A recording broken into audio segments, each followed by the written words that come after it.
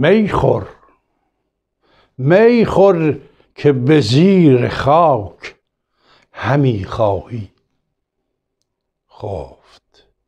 می خور که به زیر گل، نه همون خاک بهتره، می خور که به زیر خاک همی خواهی خفت.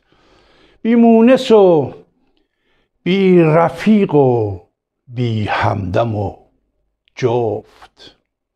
زنهار زنهار به کس مگو تو این راز نهفت. هر لاله که پژمرد دیگر نخواهد بشکفت. شکفتنی نیست وقتی پژمرده میشی.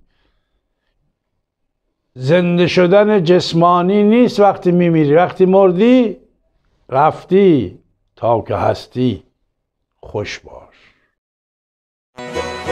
از نگاه یاران به یاران ندا میرسد. از نگاه یاران به یاران ندا میرسد. دوره رهایی رهایی فرا میرسد. دوره رهایی رهایی فرا میرسد.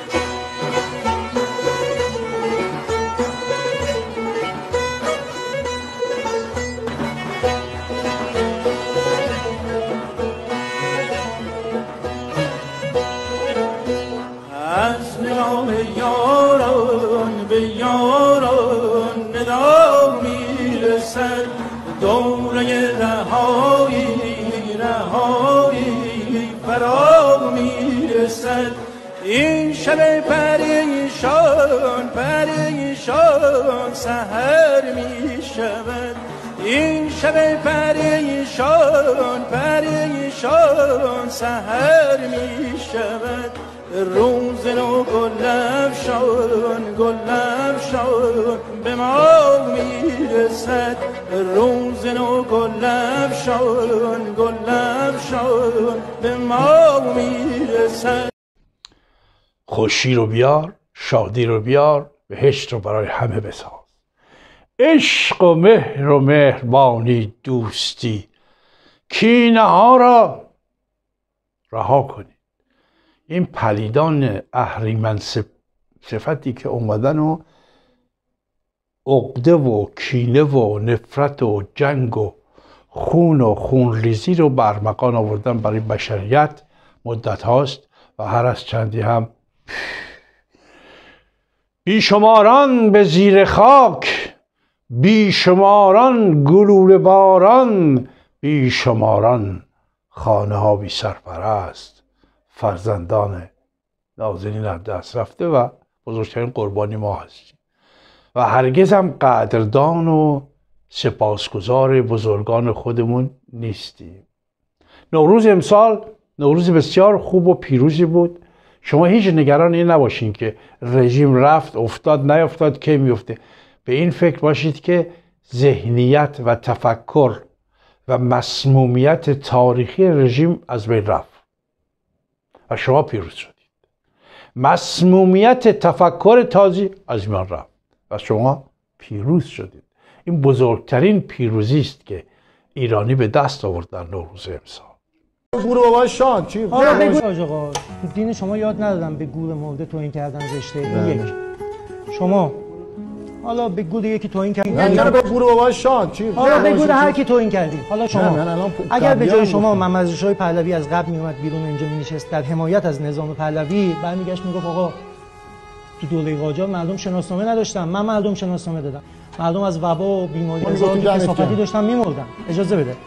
بعد 47% که شما میگی 47% که شما میگی شده 97% و فلان، شما هم برمیگشت میگه آقا قاجار 10% مردم 10% هم نه 5% مکتب خونه یه دونه دانشگاه تو کشورتون نبود. من اومدم اینا رو ساختم. پس اینجوری نمیشه بحث کرد. گور بابا یعنی چی؟ یعنی آقا مرده، آقا رفته، آقا 50 سال شاه رفته، چند سال دیگه شما زمان می‌خواید کشور بسازید. آقا تو دیگه نباید بیای بگی فلانی نکرده فلانی کرده. تو باید بیای بگی این 40 سالی 50 سالی چیکار کردی؟ قرار نیست تو بیای بگی شاه چیکار کرده چیکار نکرده. حالا شما هرچه بیشتر سپاسگزار بزرگان تاریخ خودتون باشین، این تاریخ معاصر، اونهایی که برای شما دگراندیشی را آوردن، نواندیشی را آوردن و به شما آموختن که جهان را با دید دیگری نگاه کنید. یکی کار جالبی که امسال شد من دیدم، بانک صادرات اومده بود و یک موزیکی درست کرده بود، خیلی هم پرخرج، رفته بود همه شهرها، ولی اینقدر این واژه بیشرف رو، چون اینا استفاده کردن خودشون، من بهشون میگم اینقدر آقای رئیس بانک صادرات، حال شما خوبه، درود بر شما، خاک بر سر شما، بیشرفید شما.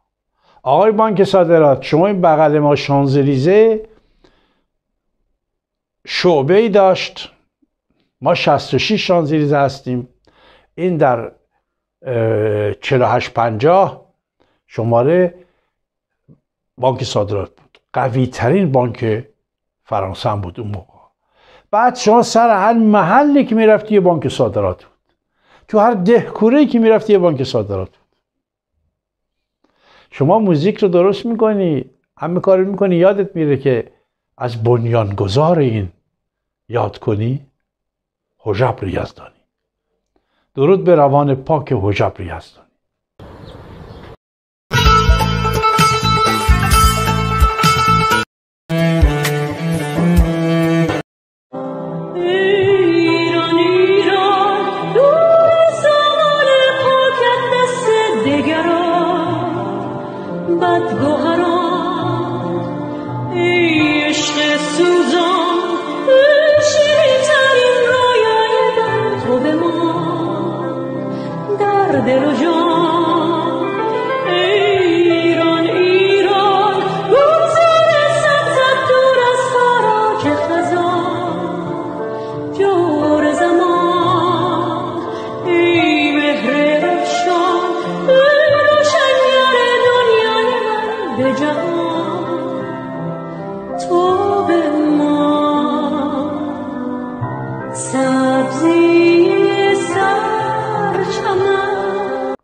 مرد بزرگی که من ندیدمش ولی باهاش بسیار صحبت کردم. یک روز پسردایی من افتخار این داشته بود که در این جای ایشونو ببینه، بعد گفته بود من پسردایی فلانی هستم. گفته بود آره خیلی پسرداییشه. گفتم نه خود ما پسرداییم، خیلی ما تلفن کنیم خاطر زنگ زدن جواب نمیدن. حالا بعد میگه آقا جان تو اگه پسرداییش هستی این چایل بگیر بهش بده، اینم تلفن من بگو من زنگ بزنم، من کوستاریکا مکزیک هستم. بانک زده بود اونجا هم قدرت گرفت. من مدتی گذشت بهشون زنگ زدم، اینقدر خوشحال شد، منم خوشحال شدم. گفتم آقای حجبر یزدانی من اصلا گمان نمی‌کردم یه روزی چنین افتخار نصیب من بشه. اینا گفت آقای حرفا چی موتور فلان، اینا از خیلی به من محبت کرد. من گریه‌ام گرفت. چرا گریه می‌کنی؟ گفتم ما بچه که بودم یه بغل خانه ما بانک صادرات زده بودن، کوچه طب‌المحله نوغون، بعد یه تابلوشو بالا زده بودن. ما هر روز صبح که می‌آمدیم میگفت همه میگفتن که بانک صادرات همه جا هست، تو هر دهکوره‌ای هست. ما به جایی که درود به تو بفرستیم اونجا، بچه بودیم 8 9 10 سال، به جای اینکه سپاسگزار تو مرد بزرگ باشیم، ما هر روز توی جیب ما از مرسی می‌آمدیم سنگ می‌کردیم، مسابقه بود که بزنیم تابلو چرا شکست. گفت خوب بود تو بشکستی تابلو ما. گفت آخر شکست یا نه؟ گفتم آقا خیلی درود. انسان بزرگواری بود. از من بارها دعوت کرد بعد که برم پیشش، نرفتیم تا جهان رفت.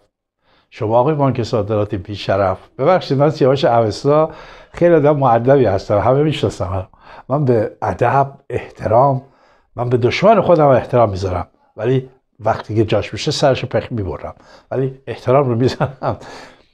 ولی شما واقعا بی شرفین. هر چی دارید از حجبر یزدانی است. وقت یادی از حجبر یزدانی نمیکنید؟ این مرد بزرگی که از صفر شروع کرد و با چه رقابت و حسادت و درگیری هایی تونست مرد اول بشه. بعد تازه وقتی هم که شما اومدین اموالش رو گرفتین و چه کردین، همه رو مصادره رفت خارج، باز در کوستاریکا. اونم مثل ثریا اسفندیاری، اونم مثل بسیار از دوستان دیگه، یک فریختی بود در ونکوور که سه دیگه میگفتن سیاوش اوستا ما میخوایم ارث میراث به تو بدیم، تو یک معبد چیز اوستا بسازی، اوستا رو بزرگ کردی، سرتا شد.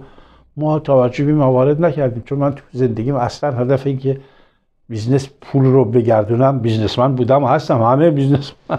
حالا مرا نگار طلب می کند،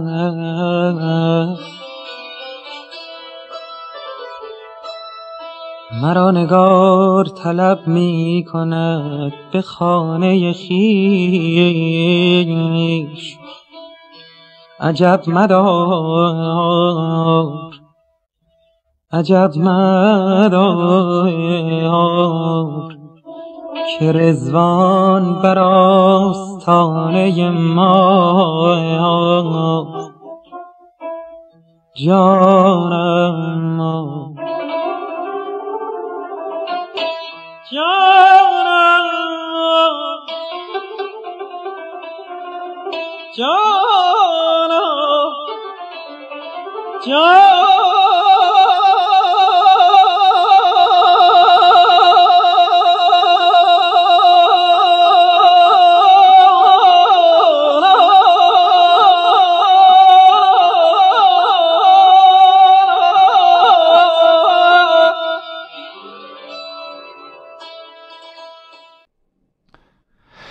آنچه میخوام به شما بگم اینه که ما مرده پرست نبایستی باشیم.